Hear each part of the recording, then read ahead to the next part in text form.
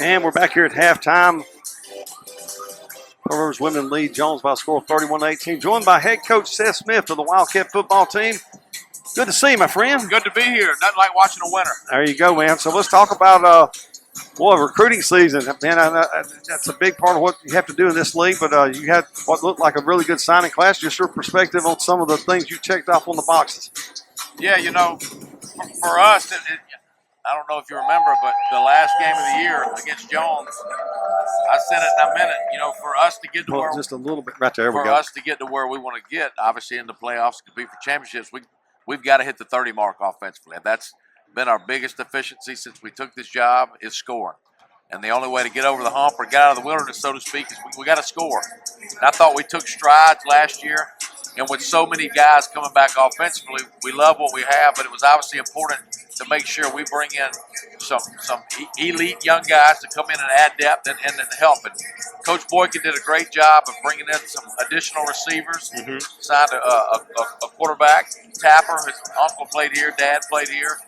And then defensively, you know, a lot of guys coming back. So it wasn't a big class, so we wanted to make sure the guys we brought in could come in and make an immediate impact, if that makes sense. It does. You know, and you look at the some of the things you did there. You also went and got some length on that offensive line. Something you had talked about last year. Get some more long bodies. You got a couple good guys coming back, but you got some long bodies. Yeah, give Boykin and Chatham credit. So two things happened that had since we've been here before. One, this is the longest guys we've signed up front offensively, and then from a skill position, it's the most all-star guys we've signed, whether it was Miss Al guys or Bernard Blackwell guys, which means those guys can play some football. So very excited about that. You know, you look back at last year at that ball club, you know, and you and I've said it.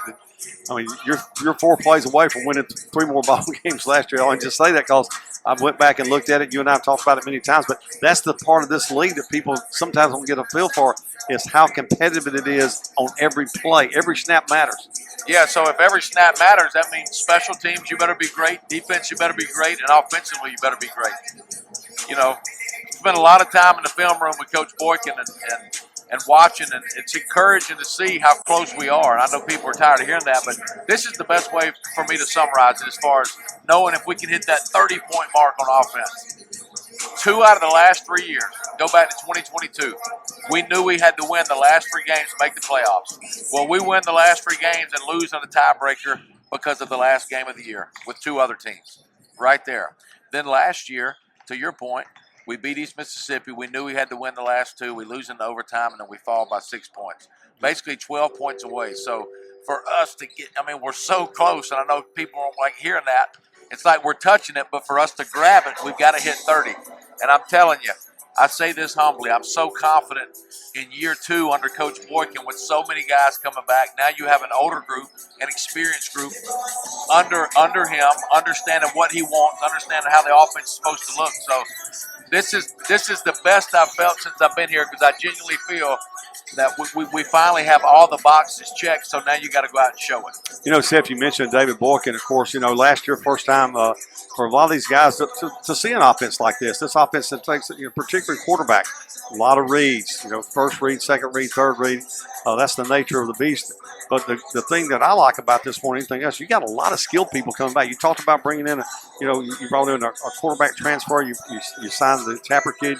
You got Gonzalez coming back. But you've got a lot of guys at the running back position, receivers back. And, again, you added, as you mentioned, people in there. So from that perspective, those guys get in here and get a chance to learn it. I think you're right. 30 is a very reachable number every game. Not that you got to score 30, but I know you got to have goals, and that's one of the goals you got. No, you do. And look, I know this is pretty much going to be all offense because it should be, but it's because our defense has consistently played good enough for us to get in the playoffs and compete for championships. So, yeah, you look at this is the first time we ever return all conference guys on offense. Whether it's at running back, receiver, O-line, this is the first time ever. So that's huge. It's the first time we'll ever bring a quarterback back who had experience the prior year in that offense, right, along with we brought a mid-year guy, Nasir Donahue, and also a former 3-4-star guy, Reese Mooney, who signed to go play for Coach Hugh Freeze, who's just an elite athlete and actually plays baseball as well. Right. So when you have all that combined with Boykin's brain, I guess that's what gives me peace. It's our job to recruit them, to bring them here, and help them thrive and flourish, obviously off the field. But, I mean, they come here to do that on the field. And this is really the first time going into a season where I feel this confident on the offensive side of the ball. But it's because of the talent we return along with year 2 under Coach Boykin. You know, one of the things that I look at this defense, of course, you lost a lot of great players last year, but what people don't understand, you got so many guys that, I don't use this term, waiting in the wings. You got a lot of guys, particularly in that secondary, that were here last year under Coach Sims' direction that are going to be back. You've got some good linebackers back, and you went out. You had a couple of defensive linemen coming back, but you went out and added some strength there as well. So, and I use it to check the box. I think you kind of look at it and say, okay, we need help here, We're going to be okay here. But, man, the thing I was most impressed with is, one, the defensive guys you brought in up front. I'm going to use the word, some animals. Yeah, man, just relentless motor guys. You know, defense, obviously you got to be distant, but it's so much about passion and desire and running to the football and playing with a motor and being relentless.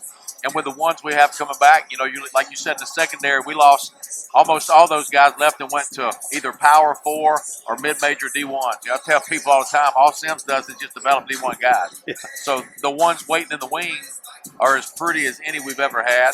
You know, up front, we lost, you know, obviously Prim was a great player, but bringing back Bendoff, bringing back Jalen, Joker Anderson, you know, and some interior guys. And then at linebacker, really all the starters are back from last year. So I don't know, just as a whole, and I'm obviously an optimistic person, so I'm not just speaking this is the truth.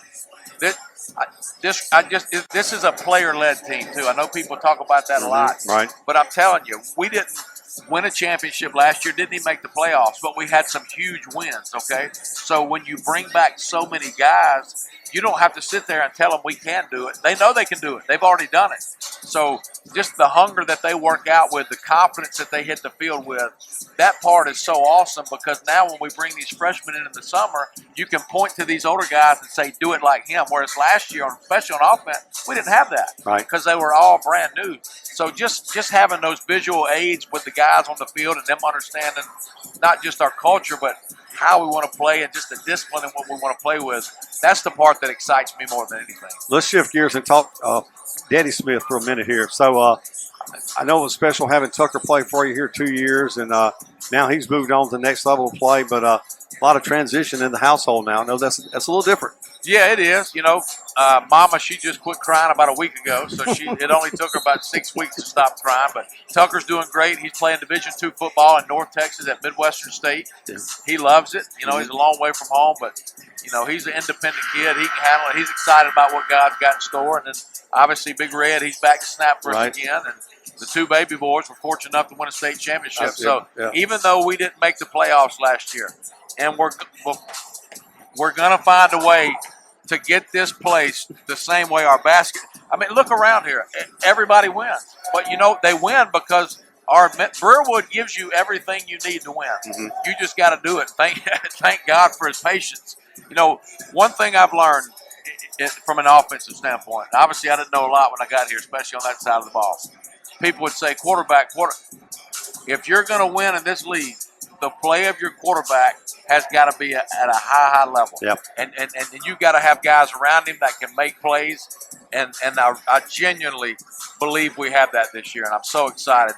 So, yeah, 2024 was a great year for the Smith family. We got some state champs in the home, but we want to make sure in 2025 Daddy would love to be a part of that state championship group. One last thing, spring training. Spring training, we'll start late March, and then we'll have our spring game on April 12th. And like I said, we're doing our best, man, to get to where Avalon's at, where Oney's at. Everybody here, I mean, you're talking cheer teams, national champs, dance, they all do it because this place breeds winners. So if you're going to be here, you better find a way to win. So we're super excited about 25. Appreciate you, Coach. Yes, sir. Love you, Mr. Carey. Love you too, buddy.